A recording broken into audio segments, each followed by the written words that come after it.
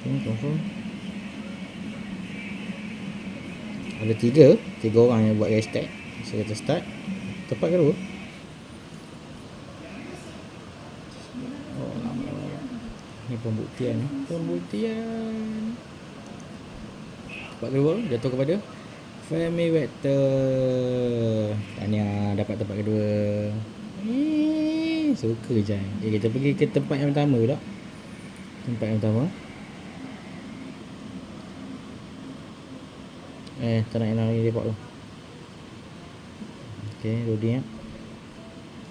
So kita akan pergi ke tempat kedua. Kita isi benda yang sama. Hashtag kami sayang hobi kami. Dan so kita mula. Here we go.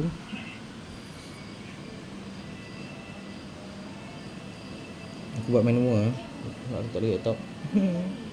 Faham itu kita tak boleh. Farah Hakimi dapat nombor 1. Sekimi dapat nombor 1. So korang boleh claim nanti. Kalau kita jumpa kita boleh claim. Aku akan bagi apa yang korang dapat. So terima kasih kerana join. Assalamualaikum semua. Bye.